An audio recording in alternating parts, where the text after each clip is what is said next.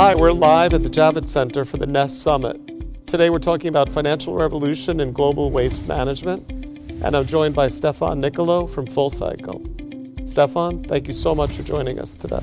Thanks for having me, Jeff. So Stephan, we've had a lot of conversations this week, and a lot of them have been around the fact that climate change is coming, and we've got to kind of get out of the way of it. And a lot of companies talking about playing defense or adaptation or mitigation. And this is the first conversation, and I'm thrilled to have, that is really talking about it from a solution standpoint. Sure. So tell me a little bit about the work that FullCycle is doing out in the world. Happy to.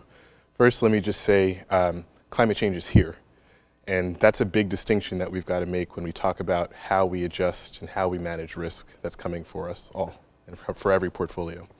The reality of the industries that are contributing to climate change is that everything needs to be overhauled, right? Energy, agriculture, logistics, transportation.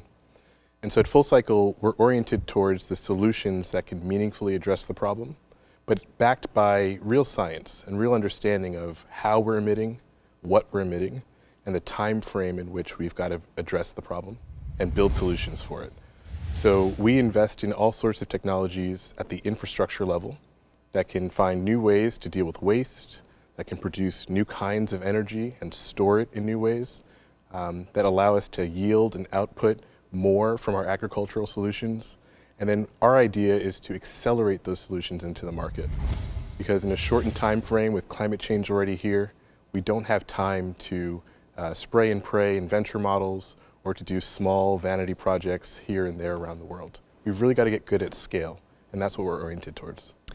Can you give our audience a specific example of a company or a technology or product that you're talking about so they can kind of connect the dots around all of this? Sure. So our first investment is in a company based out of the Netherlands and the United States called Synova.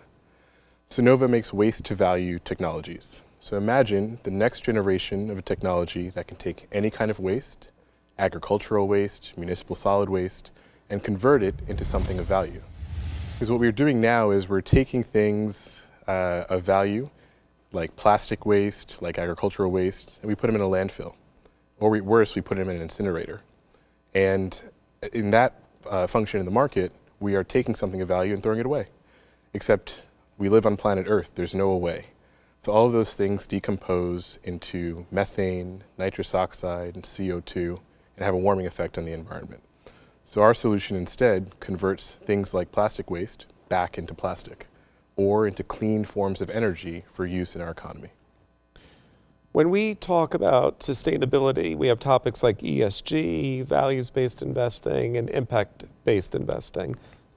We've talked a lot about the fact that we kind of think about it as a GPS, and that the data in the GPS is your ESG data. The route preferences that you could take in your GPS are your values preferences that you can put on top of your portfolio. But the destination is impact investing, because the destination is intentional and it's measurable. So when you're doing investing at FullCycle, how are you measuring the impact that you're having? That's a good question. So, in the market today, there's kind of two realms. There's do less harm, and we couch a lot of ESG in do less harm. And all of its work that needs to be done, that is additive and is helpful to both the economy and the ecology of our world and people. But then there's also the other end of the spectrum, which is do ordered and ranked good. Right? And that's what we're oriented towards, is solutions based on the science of climate change that let us know what we should be focusing on and in what order we should build those solutions. And how we measure that is on two kind of axes. The first is what's emitted by the problem. So imagine agricultural waste or coal-fired plants or anything in transportation and logistics that emits methane into the atmosphere. Methane is 86 times more heat trapping than CO2. So while most folks in ESG land focus on CO2, we're super nuanced and focused on these climate pollutants like methane, nitrous oxide, fluorinated hydrocarbons that have an outsized warming effect in a shortened period of time. And then the other axis is time. All the data that we see around climate change is based on a 100-year timeline. But in 100 years, Jeff, you and I, well, if we're here, are having a different conversation about the solutions that we want to build. Yes. So we've shortened that time frame down to 20 years. What's the impact we can have on a shortened time frame of 20 years based on the problem as it exists in that same 20-year time frame?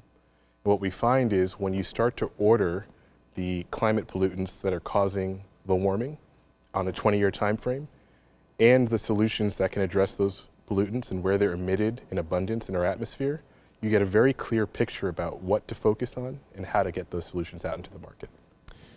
I'm curious, it's kind of like this U chart that I am thinking about, because the more people understand and see in the visible world that climate risk is here, and it's here today. I mean, we can look across California for the hottest temperatures on record over the last few weeks. We can look at the fires in California. We can look at record fires across Australia, storms doubling in strength overnight in the Gulf of Mexico. So the acknowledgement that climate risk is here to stay is starting to catch a majority in the United States, thank God. But is that having an effect on people's willingness to make investments in solutions? So you're seeing a direct correlation to that. Yeah, I mean, you mentioned earlier kind of offense versus defense, right? I think if any investor is looking at their portfolio, defense is maybe we shouldn't be invested in real estate in Miami Beach, right? That's not a long-term investment we want to be in. Offense is what are the solutions that operate in the nexus of having the outsized climate effect of solutions that we want to have for the problem and are financially compelling enough so that we don't have to be invested in the real estate project in Miami Beach, right? So that intersection is super important to understand for any investor. But playing offense means investing in those solutions and scaling them so that they become the infrastructure that we get to build that yields both financial returns, but also has less of a weight on our ecosystems and on the climate.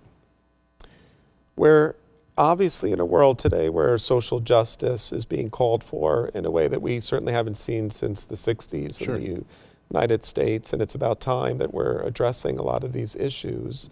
How does that translate into climate justice? Because a lot of people understand inherently what social justice is. They might stand on the wrong side of it, but at least they understand what it is. How do we correlate that to climate justice? I mean, there's a lot of links to both of those issues. I say it very simply, justice is justice. And if we think about kind of where we have built what is taxing our climate and our environment, most of that infrastructure is built in low-income neighborhoods, or low-income neighborhoods were built around that infrastructure. So the statistic is that 70% of black and brown families in the United States live within 20 miles of a coal-fired power plant, right? So small things about air quality based on your proximity to a coal-fired plant have implications for health outcomes for children or for folks who need to get to work every day.